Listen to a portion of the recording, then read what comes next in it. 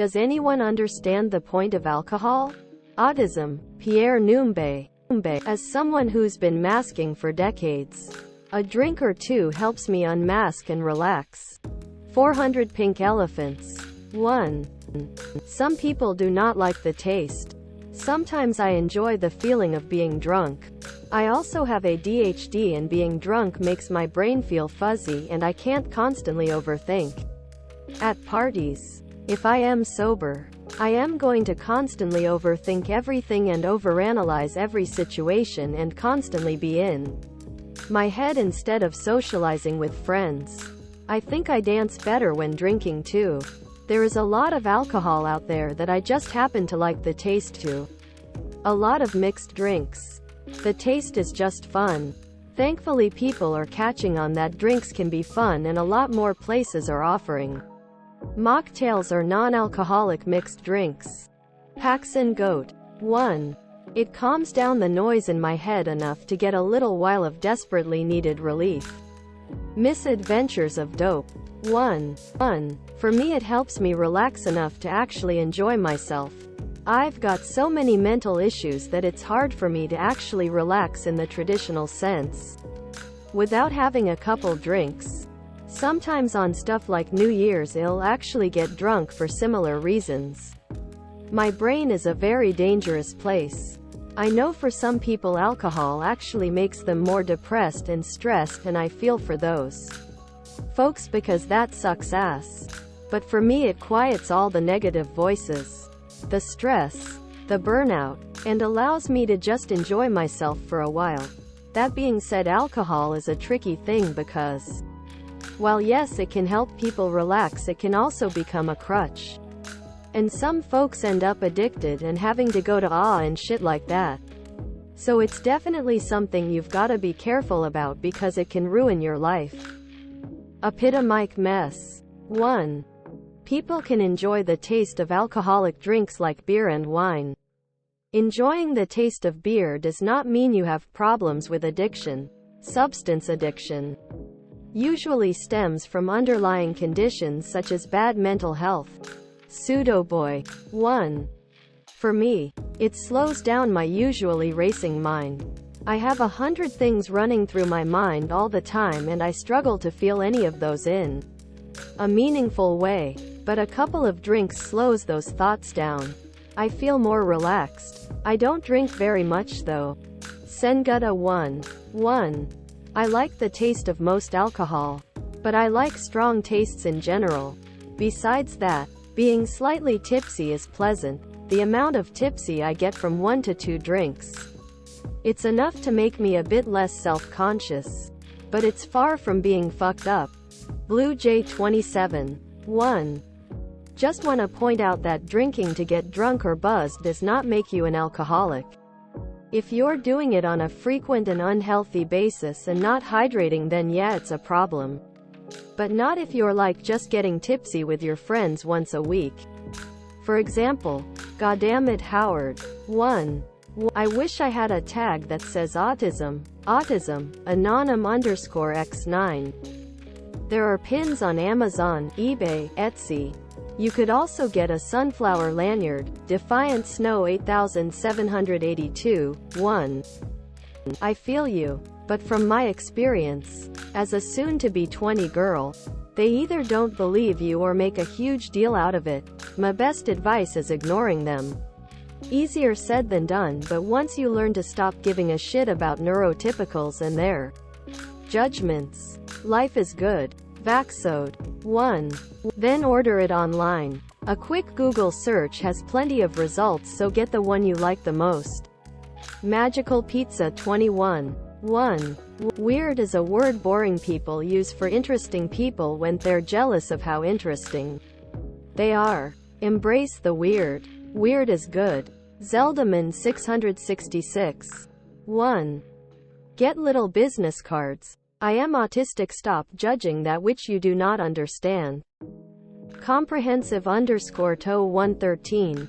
1. You can get the sunflower lanyard or badges saying you're autistic on them. Spider_STXR 1. In my opinion, the best course of action is to ignore the stares and unkind words. Perhaps an aspect of my personal flavor of autism is that I could have cared less about what people thought or said about me.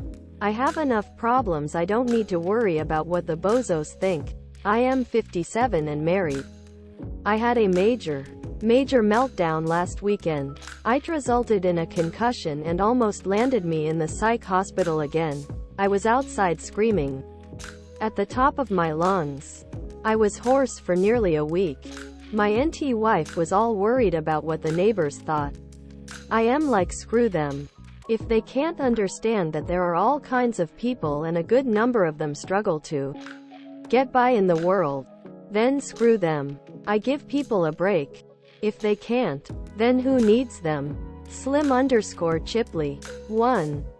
I am not sure if it's the cheapest option, but I have durable, high-quality pins that I wear to work that aren't obnoxiously big but are noticeable for anyone looking at me. I bought them from Retrophiliac, a store that you order from online and it's owned by a fellow autistic person. I always recommend buying from them if you want an autism pin. Friendly, fast delivery, in my experience, and supports a member of the community. Quote, that weirdo 112,299. 1. What did feel after your later in life diagnosis? Autism. Desperate Image 930. My therapist described late diagnosis as a party at a funeral. And I relate to that. On one hand there's the relief and joy that comes with finally finding your place in the world, while on the other there's a wave of sadness thinking back like, if only had I known this back then. When I don't have a lot of advice as I think that everyone reacts to it differently. And all emotions are valid. Feel them, sit with them, and eventually you get to a point where you readjust. Good luck. And a big hug. Oak Fisherman 9932. 1. Yeah, people tell me, I am sorry to hear that, and my response is, no. It's awesome. Now I finally understand why I am the way I am. I was diagnosed about 7 months ago at the age of 45. Joe I. McElmurray. 1. No condolences here. Just congrats. Some of my best friends are autistic. My son is, and half my family. The other half are ADHD, including me. Apparently the genetic overlap between ADHD and ASD is like 70%. It can also be difficult for pros to discern in their presentation, even though underlying reasons for presentation are so different, but they must be very related. And friendships between ADHD and ASD can be magical. NYD5mu3. 1. I felt everything. Relief, happiness, understanding, a sudden 180 in my self-perception, huge light bulb, validated, empowered, heard, but also anger, grief, confusion, sadness, exhausted. Measurement last 937. 1. After my diagnosis I was thinking that I wasn't autistic, and I even said a phrase that I remember to this day, I am not a fucking retardad, XD my god. But as time went by I looked about it and I am autistic. And I said that sentence because I was really angry. Not because I was prejudiced. Was what I said wrong? Yes. But it happened a long time ago. They already accepted myself. Weos. 1. My family just ignores me. I think it's guilt. I am 40. But I wasn't diagnosed until I was 32 years old. I am female. Great at masking. There is nothing they can really do to help me. And they aren't supportive, kind people anyhow. So life goes on as usual for me. Initial Web 2855. 1. Just had my official diagnosis given to me last month. I was and still am very numb about it. Because it's like mourning the life I could have had if I had been diagnosed and helped earlier. Me not being diagnosed for so long has ruined my brain for the rest of my life due to the stressors put upon me. I'm also very happy to know now so I can treat myself with kindness and understand myself better. I'm sorry to hear your family is sending condolences. It isn't something to mourn. It's something to celebrate about yourself. Literally nothing changes about you. The only thing that does is you knowing who you are. Finally knowing is a very big deal and you should be congratulated instead. Do something nice for yourself to celebrate. Like a big meal of your favorite food. Describe August 1. I began to wonder how much of my childhood difficulties could have been avoided. I remembered all the times I would beg my therapist and my parents to tell me what the hell was wrong with me. But my grades were too good for anything to actually be wrong. I saw everything in a new light. I learned that my constant anxiety was actually constant sensory overload. That years of therapists treating my anxiety with, "So what are you actually anxious about?" And they never actually believing me when I said that I couldn't actually think about anything. I realized the constant pain I was in was a comorbid fibromyalgia. That my body was in such a constant state of sensory overload. It started causing me physical pain to try to convince me to escape. Maybe that will be managed one day. I began to identify things that were masks and slowly peel them off. I began to try to set boundaries I didn't have before. It didn't always work out. I was told that my diagnosis made my autism worse, like I was being some sort of hypochondriac. I was finally able to start processing some CPTSD since I now finally had confirmation about my childhood struggles. And it set the direction for treating depression. I can now actually get the treatment I've always needed. Just a bit too late. It was the opening point to understanding what I actually want out of life. It wasn't ever money. It was serenity, some peace and quiet, having my needs met, so I didn't have anything to worry about. Being comfortable with my relationships, career, and identity. Things I've never had before. It changes a lot despite changing so little. Boring Guy 0108. 1. Do you have parents who stop you from doing what you enjoy doing? Autism. North Star Brock 95. You are 29. Unless you depend on them financially or for care, I would just pursue the career you want. I am currently burnt out and my career has something to do with it. If you can live from your passion, go for it. Your mental health will only be better. Punky Munchkin. 1. I would suggest that it is time to start doing what you want. They are your limbs after all to lose, not theirs. I don't know where you live, but I went to a week-long woodworking class in Texas. We learned how to use hand tools instead of power tools to make furniture. I hate the noise of power tools, so this was just my thing. It was a lot of fun. I constantly lose interest in interests very suddenly, so I never did much after the class. Though, I am thinking about a 2-week class there to build a guitar, if your parents are worried. It is near impossible to lose a limb when using hand tools. The furniture those folks who taught the classes were making was amazing. Slim_Chipley. 1. No, they were good about letting me do anything relatively safe. Grey Eagle 42. 1. They try to honestly. I ignore then and do it anyway. I am tired of being told what I can or cannot do. So I prove them wrong. Eventually they'll get it in their heads I am more capable than they'll ever be. Cupcake Zero Kitten. 1. I hope you don't mean the electrical wood burning stuff. It's comically dangerous. But yay, that sucks and sounds wild that they're hating on you doing what you like. Especially something like a craft. Don't let them stop you. You ain't a kid. Melancholis. 1. No one ever tried to overtly stop me from doing anything. But my stepdad wasn't too shy with his criticism and judgments, and that made it hard to try to enjoy anything with him around. He's not a bad guy like at all. He was and still is a great father, and overall I get along with him pretty well.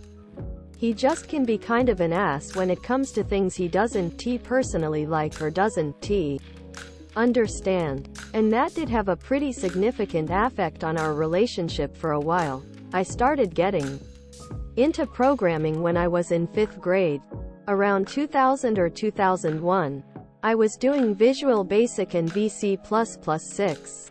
No one was going to buy those for me, so I pirated them. My sister was constantly downloading all kinds of things from LimeWire, Ares, Kazaa and whatnot, and causing the family computer to get borked. They decided that neither of us were allowed to download anything anymore. So instead of doing VB and C++, I tried replicating the things I was making with HTML and JavaScript. Just running the things in the browser. I was screwing around one day trying to make a King's Quest kind of thing while still learning JavaScript. And I left the computer to go to the bathroom. While I was away from the computer, my stepdad sat down to see what I was doing and started messing around trying to play my little game prototype. I heard him tell my little brother who was in the room with him, "I hate to say it, but this sucks. Why even try if you can't do it right?" Then, when I got out of the bathroom, he told me the exact same thing to my face. "Thanks, guy." Then, when I was learning to play guitar and getting into extreme metal, I was trying to share music with him. Because he's a drummer and had some music education, he'd always react negatively to the music. There was one time I was working on my tremolo picking. You know, just picking fast, alternating up and down strokes at like 16ths or 30 seconds. Doing some exercises and playing some simple riffs over and over. Just trying to build some muscle strength and memory. He walked by my room, stopped and said, "Why not just hit the string one time if you're just going to keep playing the same note over and over?" I could just keep giving examples, but they basically all along the same lines as that. I'd just be trying to learn something or do something that I enjoy. And next thing I know he's telling me I am bad at it or implying that I am wasting my time. It seemed to happen all the time. So I either did things exclusively in my room or just wouldn't do certain things while he was home. I am 34 as of tomorrow. Last time I went to visit my parents back in March, me and him actually had some good conversations about music and drum techniques. I think he was having some mental health issues while I was growing up in the house with him. He never mentioned them. My mom never mentioned them. And so I guess he kept them pretty well hidden from the kids. I think that whatever he was struggling with bled over into how he dealt with us. Though, because all of my siblings also have a lot of complaints about not being able to get along with him, and feeling self-conscious around him when they lived at home. It's great that he's chilled and is a lot more accepting of basically everything now. Super Sathanas. 1. I am honestly confused. How do your parents have any effect on what you do with your time? Quote, Calamity Kate 2020. 1. Yep, all the time always telling me I won't be able to do this or that. Various Kale 4872. 1.